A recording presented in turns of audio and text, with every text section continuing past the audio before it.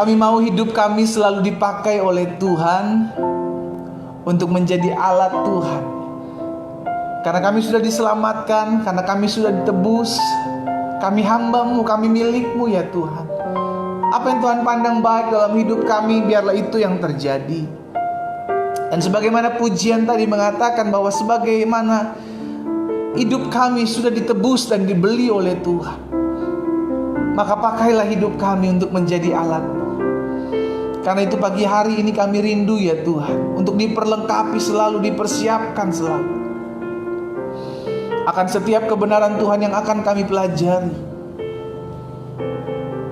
Kami rindu ya Roh Kudus, urapan-Mu atas kami. Kami rindu dibekali dengan roh hikmat dan wahyu sehingga kami mengerti akan kebenaran. Dan biarlah kebenaran ini yang memerdekakan hidup kami. Jamah masing-masing kami umat-Mu ya Bapa, sehingga pagi hari ini menjadi pagi berkat, pagi mujizat, pagi lawatan Allah di rumah kami masing-masing. Di dalam nama Yesus kami berdoa dan bersyukur. Sama-sama kita katakan amin. Haleluya. Puji Tuhan. Shalom, selamat pagi Bapak Ibu Saudara yang dikasihi dalam Tuhan. Kita bersyukur karena pagi hari ini kita boleh kembali lagi menyembah Tuhan. Dan saya sangat-sangat yakin dan percaya apa yang firman Tuhan katakan, jerih lelahmu dalam engkau mencari Tuhan, tidak ada yang sia-sia. Amin. Kita percaya tatkala orang lain masih nyenyak dalam tidurnya, kita sudah datang memuji Tuhan, kita sudah menyembah Tuhan. Allah memperhitungkan setiap tetesan air matamu. Allah memperhitungkan setiap pengorbanan waktumu dalam kita mencari Tuhan. Sama-sama bilang sama saya tidak akan kehilangan upah. Amin. Tapi bukan itu yang kita cari, tapi kita cari perkenanan Tuhan. Apa maksudnya perkenanan Tuhan? Kita rindu hidup kita selalu menjadi berkat. Kita rindu hidup kita dipakai Tuhan, karena hidup ini tidak lama, hidup ini sementara, hidup ini sementara saudara. Dan dalam kesementaraan ini, tahukah saudara, iblis akan coba terus menipu kita, membujuk kita, merayu kita dengan 1001 cara agar kita ikut jalannya iblis. Sehingga akhirnya ini kerinduan saya untuk membagikan terus kebenaran firman Tuhan buat setiap kita, sehingga kita tidak mudah ditipu oleh iblis, kita tidak mudah dirayu oleh iblis, kita tidak mudah dibujuk oleh iblis. Iya kan? Karena sampai hari ini saudara dikasih dalam Tuhan, iblis masih cari jiwa. Oh, sampai hari ini, sampai Tuhan Yesus datang, dia terus cari jiwa. Karena Alkitab bilang iblis itu seperti singa mengaum-ngaum, mencari orang, mencari jiwa yang dapat ditelan. Itu sebabnya jangan sampai kita jadi orang-orang yang bisa ditelan oleh iblis, yang kemakan bujuk rayunya iblis. Saudara dikasih dalam Tuhan, iya kan? Makanya beberapa hari ini saya bahas tentang jangan sampai kita ditipu oleh iblis, sehingga akhirnya kita jatuh, sehingga akhirnya kita gagal dalam mengikuti jalan-jalan Tuhan. Dan hari ini saya ada dalam bahasan yang sama, apa yang menjadi tipuan iblis dalam kehidupan orang percaya. Dan kita sudah ada di bahasan yang ke-8. Wah, saudara dikasih dalam Tuhan, banyak sekali kita bisa pelajari di sana tentang trik-trik iblis di akhir zaman, tipuan-tipuan iblis. Karena tidak ada yang baru. Alkitab dengan jelas mencatat tidak ada sesuatu yang baru terjadi di bawah kolong langit ini. Apa yang sudah pernah ada terjadi itu akan terjadi. Jadi tipuan iblis adalah gaya lama. Sama-sama bilang sama saya, gaya lama. Itu sebabnya kita perlu terus mempelajari cara-caranya, trik-triknya, tipu dayanya, permainan liciknya, sehingga jangan sampai kita kemakan, jangan sampai kita ketipu ya. 1-7 saya sudah bagikan di YouTube channel saya, Glenn Latuheru. Saudara dikasih dalam Tuhan, saudara yang mau mereview kembali, saudara yang mau belajar kembali, atau saudara yang baru sekarang ini ngikutin program ini dan saudara mau belajar, saudara bisa lihat di YouTube channel saya, Glenn Latuheru. Di sana saya sudah bagikan setiap materi atau setiap bahan yang sudah saya sampaikan beberapa hari kemarin ya. Dan sekarang bahasan yang ke-8, apa yang menjadi tipuan iblis dalam kehidupan orang percaya. Tahukah saudara, yang iblis kehendaki adalah perpecahan. Sama-sama bilang sama saya tidak boleh terpecah-pecah. Yang iblis kehendaki kita seakan-akan hidup benar di hadapan Tuhan, yang iblis kehendaki kita seakan-akan betul di hadapan Tuhan dan di hadapan sesama, tapi sejatinya kita sedang memecah-mecah, membelah-belah persatuan tubuh Kristus. Dan itu yang iblis rindukan. Wah, dia tepuk tangan, saudara. Ketika ada perpecahan terjadi di tubuh Kristus, ketika ada perpecahan terjadi di rumah tangga anak-anak Tuhan, ketika ada perpecahan terjadi di keluarga anak-anak Tuhan, di situ iblis bilang, yes, gue berhasil. Kapan perpecahan itu terjadi? Ketika ada apa? Pertengkaran, ketika ada perselisihan, ketika di dalamnya ada ego yang saling bertengkar, ada ego yang saling apa? Berjuang untuk memenangkan dirinya sendiri. Dan ini berbahaya sekali, saudara dikasih dalam Tuhan. Ini berbahaya sekali. Kenapa iblis mau memecah anak-anak Tuhan? Kenapa iblis mau memecah gereja Tuhan? Karena ketika gereja Tuhan terpecah-pecah, keluarga terpecah-pecah, rumah tangga terpecah-pecah, gampang nyerangnya. Anak diserang, suami diserang, istri diserang. Tapi kalau mereka bersatu, susah dikalahkan. Susah dikalahkan. Apa yang bersatu itu susah dikalahkan. Tapi apa yang terpecah-pecah itu akan mudah sekali diserang. Nah, iblis menaruhkan perpecahan ini.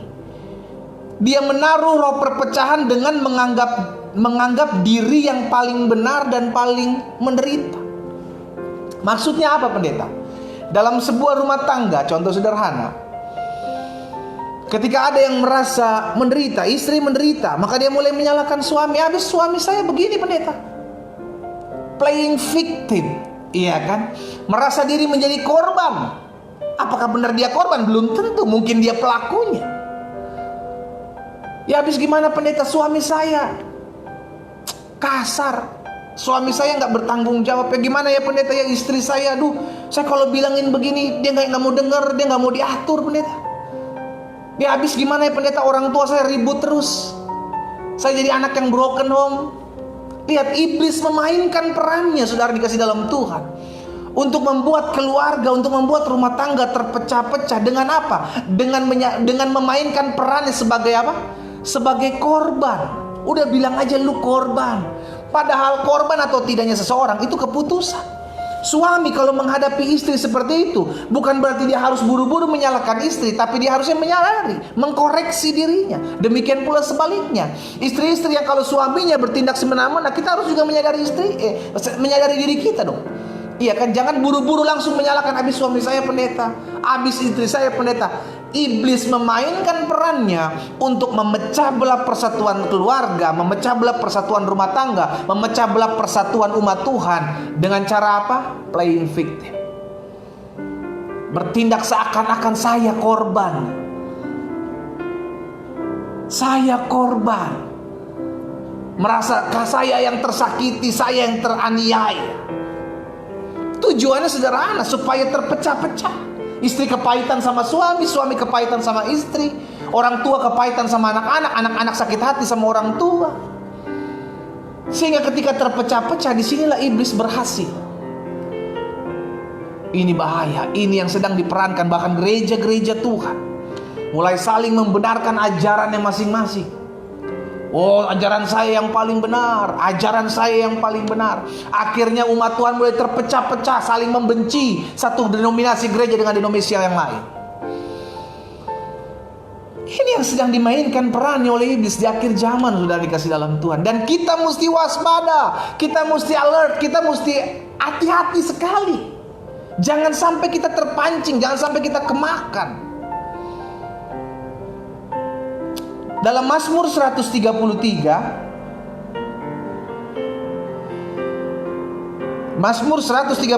ayat yang pertama sampai dengan ayat yang ketiga, lihat apa yang dikatakan Daud. Daud tahu betul rahasia ini. Nyanyian ziarah Daud. Sungguh alangkah baiknya dan indahnya, alangkah baiknya dan indahnya apabila saudara-saudara diam bersama dengan rukun. Alangkah baiknya, alangkah indahnya, alangkah nikmatnya, alangkah dahsyat dan luar biasanya ketika kita hidup dan tinggal bersama-sama dengan rukun. Karena ini yang dikehendaki Tuhan. Tapi sebaliknya yang dikehendaki iblis adalah perpecahan. Ayat 2, seperti minyak yang baik di atas kepala meleleh ke janggut, yang meleleh ke janggut Harun dan leher jubahnya, seperti embun gunung Hermon yang turun ke atas gunung-gunung Sion. Sebab kesanalah, kemana? Ke tempat di mana-mana ada kerukunan, ke tempat di mana ada kedamaian, ke tempat di mana ada persatuan. Kesanalah Tuhan memerintahkan berkat kehidupan untuk selama-lamanya. Jadi jelas kenapa iblis memecah belah. Kenapa iblis tidak menginginkan persatuan? Iblis gak mau lihat anak-anak Tuhan diberkati. Akhirnya mulai dia taruh kebencian terhadap satu dengan yang lain. Saudaraku, iblis tidak memutuskan. Iblis tidak bisa memutuskan. Dia hanya kasih umpan. Ini kita mesti ngerti. Ketika Hawa jatuh dan mengajak Adam untuk ikut jatuh, terlebih dahulu iblis menawarkan apa yang disebut dengan dosa. Melanggar apa yang menjadi titah Tuhan, kehendak Tuhan. Hawa bisa menolak, tapi Hawa juga bisa mengikuti. Keputusan ada di Hawa. Demikian pula kehidupan kita. Ketika ada tawaran untuk membenci suamimu, untuk membenci istrimu, sekalipun masuk di akal. Wajar pendeta, saya membenci dia, dia selingkuh. Wajar pendeta, saya membenci dia, dia menyakiti hati saya. Wajar pendeta, saya membenci dia, saya tersakiti, saya tersiksa batin saya nggak bahagia jadi seorang suami, saya nggak bahagia jadi orang istri. Wajar pendeta. Tahukah saudara, engkau sedang masuk jebakan iblis untuk menyimpan sebuah kebencian dan akhirnya engkau akan terpecah-pecah? Itu yang ditaruh oleh iblis, dan itu yang ditawarkan. Apakah kita mau mengambilnya, atau kita mau meresponnya, atau kita bilang enggak, saya nggak boleh membenci suami saya nggak boleh membenci istri saya. Biar bagaimanapun mungkin saya juga masih penuh kekurangan, biar bagaimanapun mungkin saya juga masih penuh kelemahan. Saya mesti saling melengkapi. Di situ kita sedang menolak. Keputusan ada di siapa, saudara? Di kita. Sampai sini ngerti ya, saudara ya? Jadi bukan iblis memaksa kita untuk melakukan dosa atau membuahi dosa, tapi itu keputusan kita. Karena iblis sifatnya menawarkan. Gak pernah dia memutuskan, dia hanya menawarkan. Kalau dia menawarkan, keputusan kita lah akhirnya mau menerima atau tidak, mau mengambil atau tidak. Karena iblis tahu, kalau sampai ini mereka anak-anak Tuhan bersatu, saya habis. Iblis tahu kalau sampai anak Tuhan bersatu, maka mereka akan diberkati oleh Bapa. Oh, saya nggak terima, kata iblis. Maka dia akan coba memecah belah. Saudara lihat, hari-hari ini, bahkan di tengah-tengah pandemi, akhirnya keributan-keributan terjadi.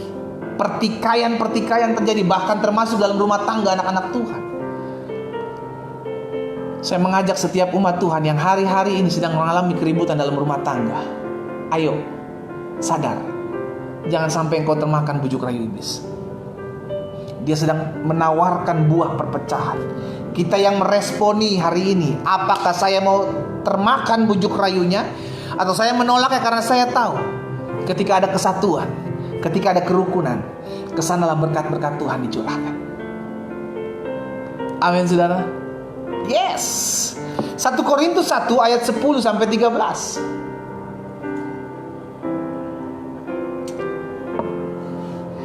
1 Korintus 1 ayat 10 sampai 13. Rasul Paulus bilang jemaat Korintus begitu ini, saudara. Tetapi aku menasihatkan kamu, saudara-saudara, demi nama Tuhan kita Yesus Kristus, supaya kamu seia, sekata, dan apa?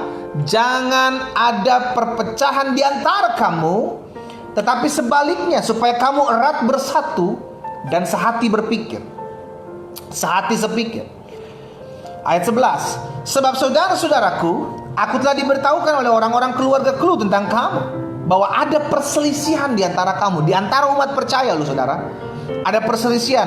Apa yang diributkan? Ini yang diributkan di ayat 12. Yang aku maksudkan ialah bahwa kamu masing-masing berkata, aku dari golongan Paulus, aku dari golongan Apolos, aku dari golongan Kefas, aku dari golongan Kristus.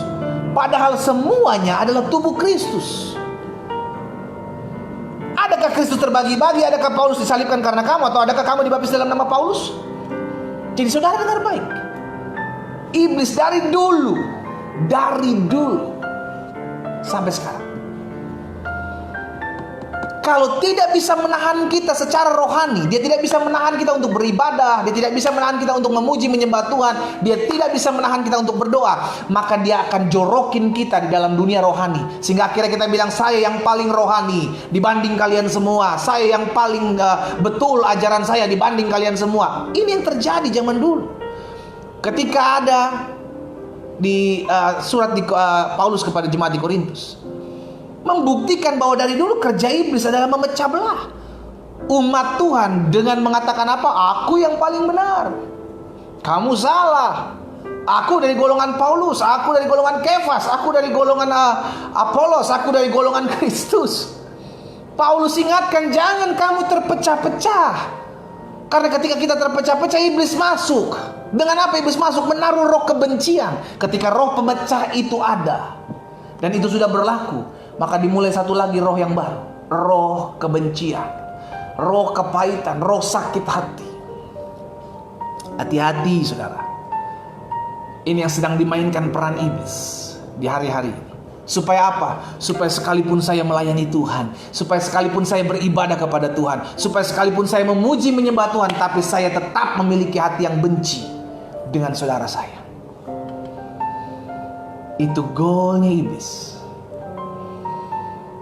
Aku menasihatkan kamu di dalam nama Yesus Kristus supaya kamu sia-sekata, jangan ada perpecahan di antara kamu, tapi sebaliknya supaya kamu erat bersatu. Engkau sehati, sepikir. Hati-hati saudara, hati-hati. Makanya Yesus udah ingatin, Yesus udah peringati setiap kita dalam Matius 12. Matius 12 ayat 25. Lihat saudara, ini warning dari Yesus. Lihat, Matius 12 ayat 25 bilang begini. Yesus mengetahui pikiran mereka lalu berkata kepada mereka, setiap kerajaan yang terpecah-pecah pasti binasa. Setiap kota atau rumah tangga yang terpecah-pecah tidak dapat bertahan. Catat, Yesus udah ingatin. Setiap rumah tangga yang terpecah-pecah, setiap apapun juga yang sudah bersatu tiba-tiba terpecah-pecah, kehidupan anak Tuhan yang bersatu terpecah-pecah, tidak akan dapat bertahan. Bahaya. Sehingga akhirnya iblis gampang nyerangnya. Kalau satu-satu gampang diserang, karena sudah terpecah-pecah. Dengan terpecah-pecah ini orang punya, ada yang kecewa, ada yang sakit hati, ada yang kepahitan, ada yang luka batin. Ini gampang sekali. Karena apa? Hatinya udah terbuka buat iblis. Kekecewaan, kepahitan, akar pahit, luka batin, semua yang berbau hati sakit saudara, itu gampang sekali iblis masuk. Gampang sekali. Iblis licik saudara. Hati-hati, jangan sampai kita dipermainkan. Setiap kerajaan terpecah-pecah pasti binasa, dan setiap kota atau rumah tangga yang terpecah-pecah tidak dapat bertahan. Jadi kalau ada yang bilang, ya pendeta, saya sekalipun sama suami sudah bercerai, tapi anak-anak bahagia. Saudara dikasih dalam Tuhan, hati-hati. Karena ketika ada terpecah, maka di sana ada sesuatu yang tidak bertahan. Itu sebabnya kita doakan agar rumah tangga anak-anak Tuhan tetap bersatu. Rumah tangga anak-anak Tuhan tetap bergandengan tangan. Rumah tangga anak-anak Tuhan, betul rumah tangga, suami punya kelemahan, istri punya kelemahan. Tapi bukan berarti karena ada kelemahan pasangan kita lalu kita mundur. Engkau mau cari yang sempurna, sadar bos, kita pun gak sempurna. Halo, jangan menuntut pasanganmu untuk sempurna di hadapanmu kalau engkau merasa dirimu belum sempurna. Justru kelemahan kita dilengkapi oleh pasangan kita. kelemahan pasangan kita, kita lengkapi. Itulah rumah tangga. Amin. Karena pasangan tidak ada yang sempurna. Tidak ada kesempurnaan dalam sebuah rumah tangga. Tapi pasangan itulah yang menyempurnakan rumah tangga dan menyempurnakan kelemahan pasangan lainnya. Hati-hati dengan apa yang ditaruh iblis dalam pikiran kita, karena tujuan akhir yang iblis buat adalah berpecah, terpecah-pecah. Yudas 1 ayat 18 dan 19. Yudas pasal yang pertama ayat 18 dan 19. Apa yang dikatakan di sana? Sebab mereka telah mengatakan kepada kamu, perhatikan perkataan ini, menjelang akhir zaman akan tampil pengejek-pengejek yang akan hidup menuruti hawa nafsu mereka, hawa nafsu kefasikan mereka. Siapa mereka? Ayat 19. Mereka adalah pemecah belah. Lihat, roh itu di akhir zaman sedang dimainkan oleh iblis. Sedang dimainkan. Jadi jelas perannya adalah apa? Pemecah belah. Jangan sampai kita menjadi bagian dari kaki tangan iblis sebagai pemecah. Karena iblis mesti punya orang-orang yang di setiap tempat. Dia gak bisa bergerak sendiri. Dia mesti ada orangnya gitu yang dipakai oleh dia. Dan jangan sampai kita dipakai di dalam rumah tangga kita, dalam keluarga kita, dalam gereja kita. Jangan sampai kita dipakai sebagai orang-orang yang suka memecah belah, suka menjadi pembawa keributan. Tahukah saudara, kita adalah orang-orang yang menjadi pembawa-pembawa damai. Itu yang Tuhan suruh. Hendaklah engkau membawa damai, sebab dengan demikian engkau disebut anak-anak Allah. Ya, perhatikan ini. Menjelang akhir zaman akan tampil pengejek-pengejek yang akan hidup menuruti hawa nafsu mereka. Mereka adalah pemecah belah yang dikuasai hanya oleh keinginan-keinginan dunia ini dan yang hidup tanpa Roh Kudus. Jelas, tidak ada Roh Kudus. Maka yang ada Roh Kudus, roh setan, saudaraku. Iya kan? Nah, berarti jelas setan ingin pemecah belah ini ada dalam setiap perjalanan hidup orang percaya. Oh, ini yang sedang dimainkan perannya sudah dikasih dalam Tuhan. Di kantor kita, di tempat-tempat kita usaha. Hati-hati, jangan sampai engkau terjebak, sehingga akhirnya kita jadi pemecah. Justru di mana ada pecahan-pecahan, disitulah kita harus membangun. Di satu kita harus bersatukan. Bukan sebaliknya, yang satu kita pecah-pecahkan. Karena pemecah adalah tugas setan yang memecah belah. Roh itu sedang ditaburkan di akhir zaman ini. Hati-hati, hati-hati. Di akhir zaman mereka adalah pemecah belah. Kisah Rasul ayat pasal 2 ayat 46 sampai 47. Inilah yang harus dibuat orang percaya. Bahkan gereja Tuhan di mula-mula, jemaat mula-mula di Kisah Rasul 2 ayat 46-47 ini, dengan bertekun dan dengan sehati mereka berkumpul tiap-tiap hari dalam bait Allah. Mereka memecahkan roti di rumah masing-masing secara bergilir dan makan bersama-sama dengan gembira dan tulus hati, tanpa tekanan, saudara, tanpa hitung-hitungan. Mereka bersama-sama dengan tulus hati. Ayat 47, sambil memuji Allah, dan mereka disukai semua orang, dan tiap-tiap hari Tuhan menambah jumlah mereka dengan orang-orang yang diselamatkan. Jadi jelas, ini kebalikan daripada apa? Perpecahan, yakni apa? Kesatuan hati. Di mana ada kesatuan hati, kesanalah berkat-berkat Tuhan curahkan. Akan ada pertobatan jiwa-jiwa. Tapi sebaliknya, kalau ada pemecah belah, semakin hari akan semakin hancur. Saya mengencourage setiap rumah tangga yang pagi hari bergabung dalam ibadah doa pagi. Minimal mulai dari kita. Taruh tangan kanan kita di dada. Sama-sama bilang sama saya, mulai dari saya. Sama-sama bilang sama saya, mulai dari saya. Saya harus mengadakan pendamaian, bukan perpecahan. Nggak usah bilang, tapi dia pendeta, tapi dia harusnya dia yang mulai duluan, tapi harusnya suami saya. No, stop. Bilang aja, dimulai dari saya. Kalau semua dimulai dari saya, maka Tuhan akan berikan kekuatan kepada saya. Amin. Saya rindu umat yang oleh anugerah Tuhan setiap pagi mengikuti ibadah doa pagi, itu boleh menjadi pembawa-pembawa damai, bukan pembawa-pembawa kerusuhan atau perpecahan. Kita rindu hidup kita dipakai oleh Tuhan. Kita rindu hidup kita diperlengkapi oleh Tuhan. Kita rindu hidup kita menjadi perpanjangan tangan Tuhan. Amin, saudara. Jadi jelas bahwa yang Tuhan kendaki hari-hari ini adalah apa? Kesatuan.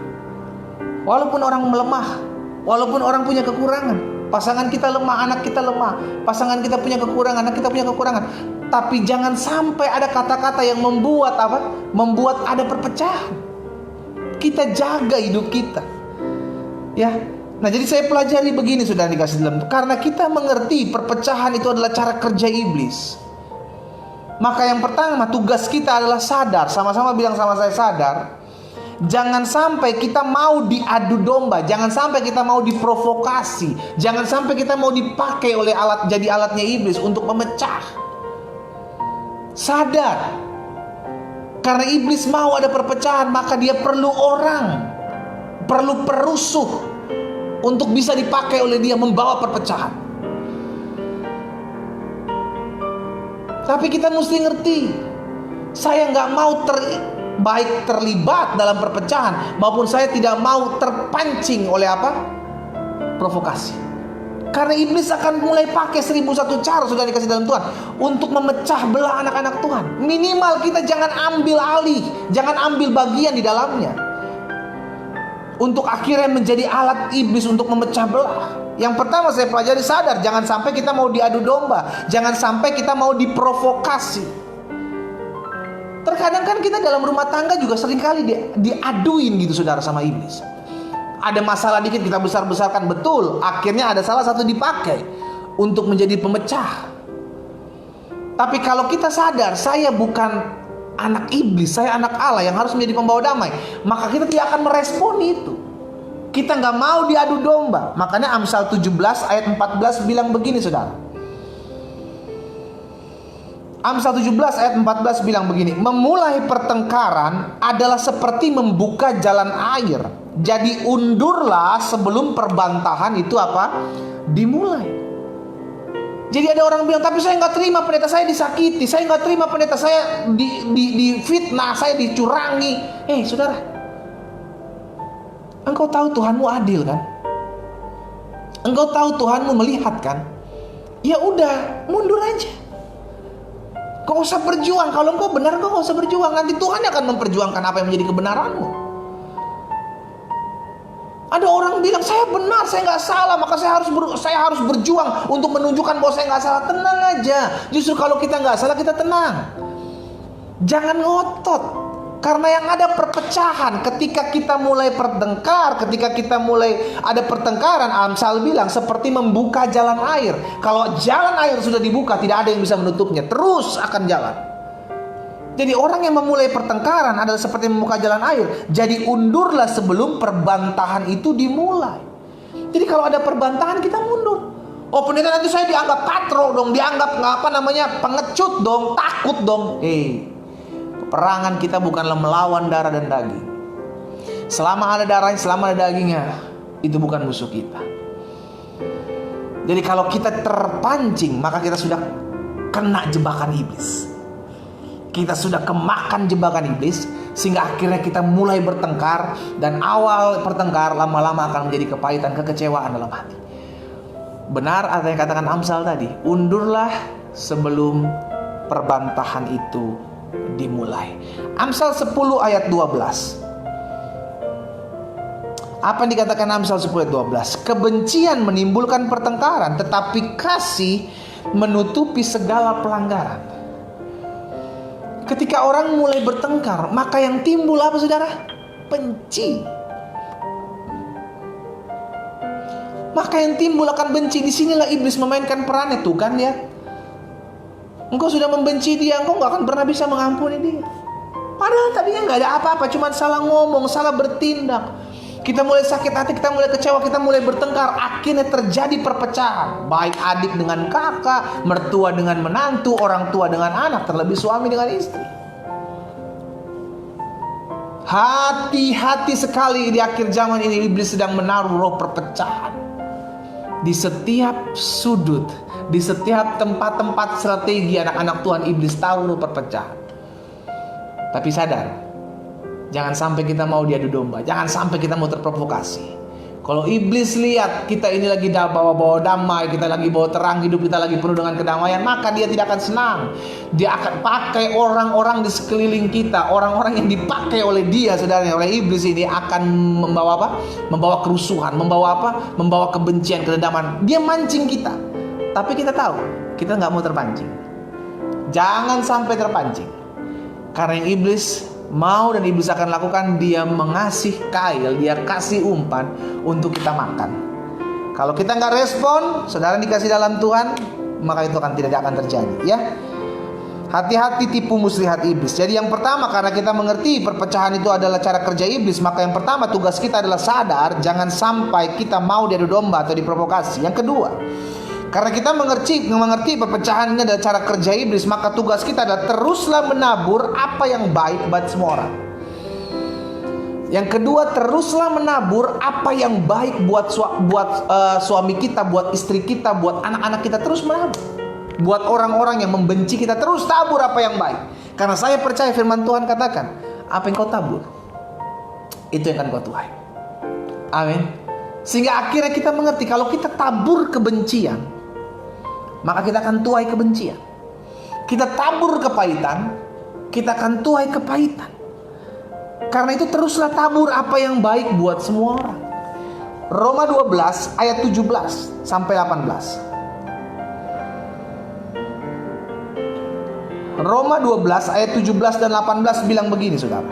Jangan membalas kejahatan dengan kejahatan. Lakukanlah apa yang baik bagi semua orang. Ini yang Tuhan mau dalam kehidupan kita. Kalau ada orang yang buat jahat sama kita, itu pancingan supaya kita meresponi. Tapi hari ini kita sadar, kita gak mau respon, karena kita mau balas yang jahat itu dengan yang baik. Haleluya. Lakukan apa yang baik semua orang, sedapat-dapatnya. Kalau hal itu bergantung kepadamu, hiduplah dalam perdamaian dengan semua orang. Masuk di ayat 21 dari Roma 12. Janganlah kamu kalah terhadap kejahatan, tetapi kalahkan kejahatan dengan kebaikan. Yes. Tulis di kolom komentar hari ini, kalahkan kejahatan dengan kebaikan. Saya berharap ketika kita menulis itu, terus kita ingat, kalahkan kejahatan dengan kebaikan. Itu tugas orang percaya. Sehingga iblis mencoba untuk mengadakan perpecahan. Karena pada dasarnya begini, saudara, untuk perpecahan terjadi diperlukan dua pihak, A dan B. Kalau A saja yang mengadakan perpecahan tapi B tidak meresponi, maka tidak ada perpecahan. Saudara dikasih dalam Tuhan, iblis perlu dua kubu untuk mengadakan perpecahan. Makanya saya mau kita buat statement hari ini dengan menuliskan di kolom komentar kita hari ini, kalahkan kejahatan dengan kebaikan. Yes. Amin, saudara. Ya. Ini harus kita lakukan. Sehingga ketika kita keluar dalam aktivitas kita sehari-hari, kita ingat apa yang sudah kita ketik di kolom komentar. Kalahkan kejahatan dengan kebaikan. Orang fitnah kita, kita balas dengan apa yang baik. Orang curangi hidup kita, kita balas dengan apa yang baik. Orang buat sesuatu dalam hidup kita, keluarga kita, rumah tangga kita, menghancurkan usaha kita, kita balas dengan apa yang baik. Kenapa? Karena kita ada, kita terpanggil untuk melakukan apa yang baik buat semua orang. Amin, saudara. Bahkan Yesus mengingatkan buat setiap kita dalam Lukas pasalnya yang ke-6 ayat 27 dan 28. Lukas pasal 6 ayat 20 dan 27 dan 28, Yesus bilang begini, tetapi kepada kamu yang mendengarkan aku, haleluya, dikhususkan oleh Yesus. Kepada kamu yang mendengarkan aku, berarti orang-orang yang mengikut Yesus. Tetapi ingat, kepada kamu yang mendengarkan aku berkata kepadamu, kasihilah musuhmu, berbuatlah baik kepada orang yang membenci kamu. Apalagi dibilang, mintalah berkat bagi orang yang mengutuk kamu, dan berdoalah bagi orang yang mencaci kamu. Lihat, saudara, ini semua perbuatan jahat orang kepada kita itu dibalas dengan apa yang baik, dengan mendoakan dia, dengan meminta berkat atas dia, dengan mengasihi dia. Kenapa? Karena dengan demikian kita menjadi anak-anak Bapa kita di sorga, yang memberikan hujan kepada orang baik dan orang jahat, dan memberikan juga panas matahari kepada orang yang mengutuk Tuhan maupun tidak mengutuk Tuhan. Dengan kata lain, kita rindu hidup kita membawa perdamaian. Amin, saudara. Apapun yang orang buat dalam hidup kita, kita ngerti kok Tuhan itu adil. Gak usah stres, gak usah balas yang jahat dengan yang jahat, karena kita terpanggil untuk melakukan apa yang baik buat semua orang. Jangan sampai engkau turut tertarik dengan perbuatan-perbuatan jahat yang memancing engkau untuk berbuat jahat kepada orang lain.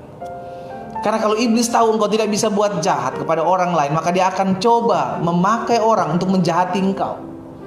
Sehingga akhirnya dia mau lihat, lu terpancing gak nih kalau gua buat ini kepada lu?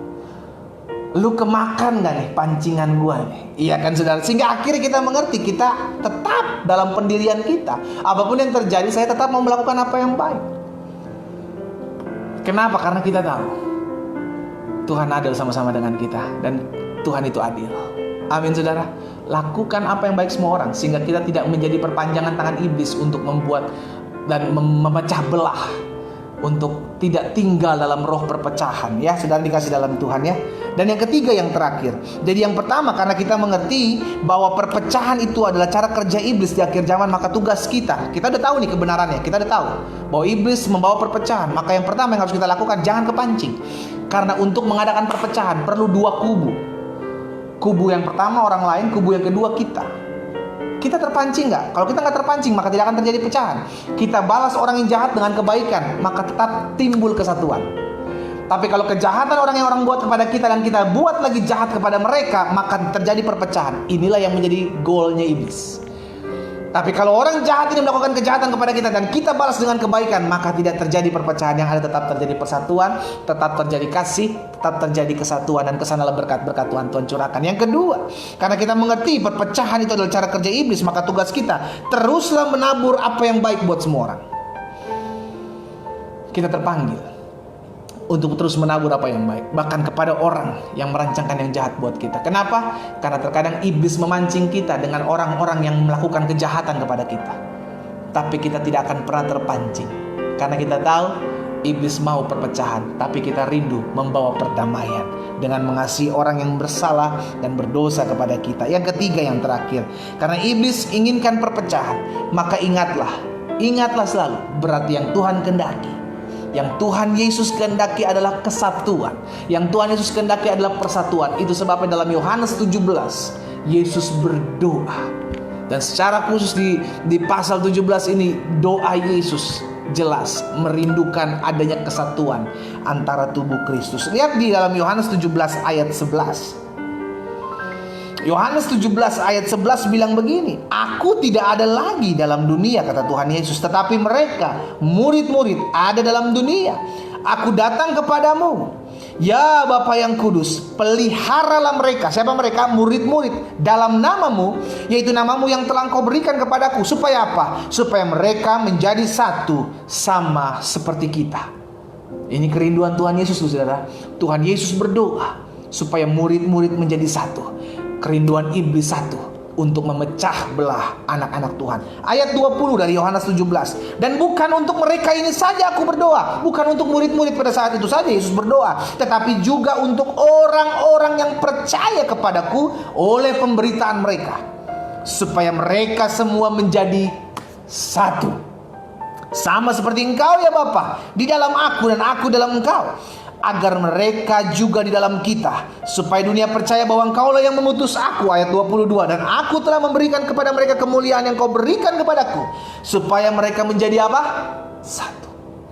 Sama seperti kita adalah satu. Jelas kita ingat, kerinduan Tuhan Yesus adalah anak-anak Tuhan bersatu, rumah tangga bersatu, adik kakak bersatu, mertua menantu bersatu, suami istri bersatu, gereja-gereja Tuhan bersatu, bangsa-bangsa bersatu, umat Tuhan bergandengan tangan.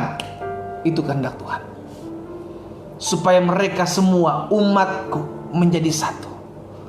Iblis tahu, karena ketika ada kesatuan, berkat-berkat Allah dicurahkan. Dan iblis mau memecah belah anak-anak Tuhan. Hari ini kita belajar, jangan sampai kita terpecah. Ingatlah, kita ada justru untuk mempersatukan pecahan-pecahan yang sudah terjadi. Kita mau membawa damai. Jika itu yang menjadi doamu, taruh tangan kananmu di dada. Saya mau berdoa buat saudara. Bapa, pagi hari ini kami sudah mendengarkan firman Tuhan. Kami diingatkan bahwa yang Tuhan Yesus kehendaki adalah kesatuan, unity. Itu sebabnya hamba berdoa pagi hari ini buat setiap umat Tuhan. Mungkin mereka yang hari-hari ini sedang berselisih, mereka yang hari-hari ini sedang bertengkar antara anak dengan orang tua, antara mertua dengan menantu, antara adik dengan kakak, om dan ponakan yang ada, tante dengan ponakan yang ada, oma, opa dengan cucu yang ada. Mereka sedang terjadi keributan. Tapi hari ini mereka mendengarkan firman-Mu ya Tuhan. Apa yang Tuhan taruh dalam hati hamba sudah hamba sampaikan. Bapak, hamba berdoa secara khusus mereka yang menaruh tangan kanan mereka di dada.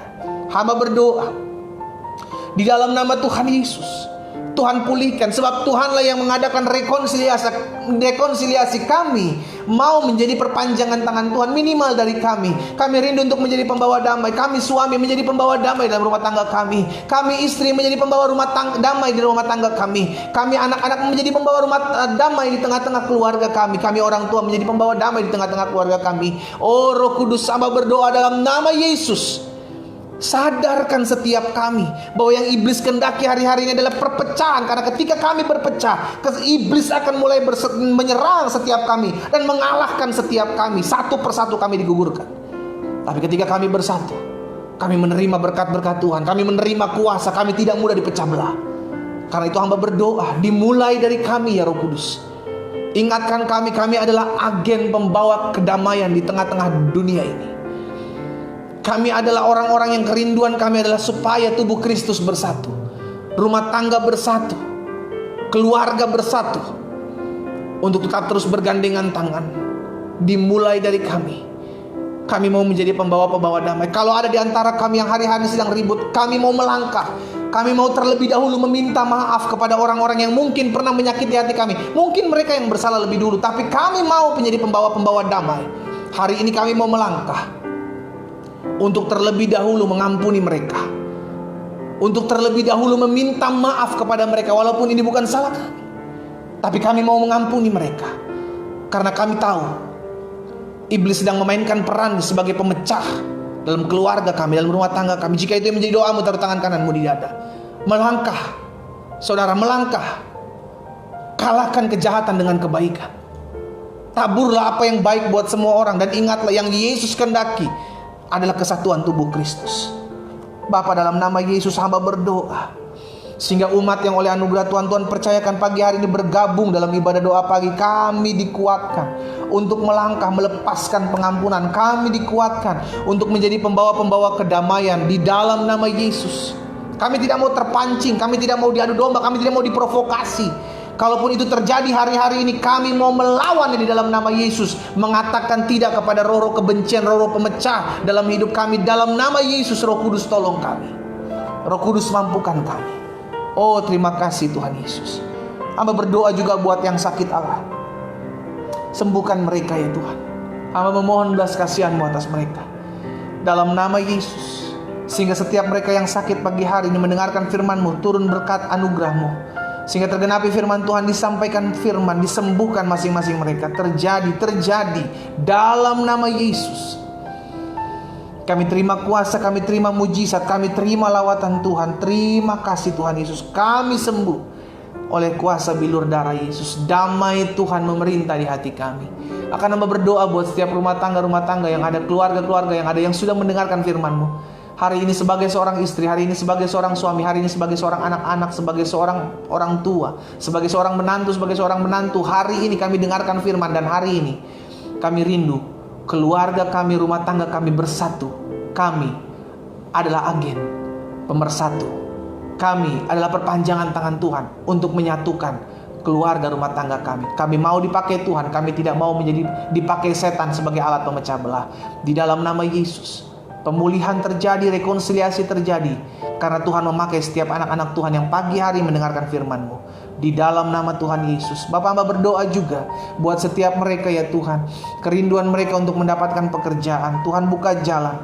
Mereka yang hari-hari ini berdoa dan mendapatkan pekerjaan, Tuhan tolong, Tuhan bukakan jalan bagi mereka dalam nama Yesus. sehingga mereka menemukan jalan-jalan yang berasal daripada Tuhan. Hamba berdoa juga buat setiap usaha, setiap pekerjaan, setiap dagang, setiap bisnis dari anak-anak Tuhan di masa-masa pandemik ini. Tuhan perlebar patok-patok kemah mereka. Tuhan berkati apa yang mereka kerjakan, dibuat tangan Tuhan berhasil di dalam nama Tuhan Yesus. Mereka tidak akan turun, mereka naik, mereka akan jadi kepala bukan ekor, sebab tangan Tuhan memberkati, sebab mereka ada kesatuan, ada kebersamaan, ada kasih satu dengan yang lain. Maka kesanalah berkat-berkat Tuhan curahkan. Terima kasih Bapa yang baik. Hamba berdoa juga buat orang-orang muda yang pagi hari ini bergabung dalam ibadah doa pagi. Biar Tuhan memberkati setiap kehidupan mereka. Tuhan menyertai setiap kehidupan mereka. Masa muda mereka diberkati Tuhan. Masa muda mereka dibuat tangan Tuhan berhasil. Bahkan Tuhan tolong rencana untuk mereka mendapatkan pasangan hidup berasal daripada Tuhan. Tuhan buka jalan. Apa yang mereka rindukan Tuhan tolong, sehingga mereka menjadi orang muda yang takut akan Tuhan. Bahkan pertemukan dengan orang-orang pasangan hidup yang takut akan Tuhan, juga mengasihi Tuhan.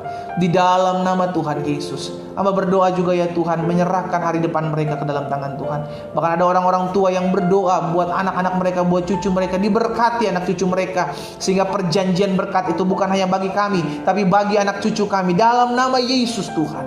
Terima kasih Bapa yang baik. Hamba berdoa juga menyerahkan ke dalam tangan Tuhan setiap rumah tangga yang memiliki kerinduan untuk mendapatkan keturunan di hari-hari ini. Tuhan buka jalan bagi mereka. Berikan mereka yang besar hati untuk bersyukur dalam setiap keadaan.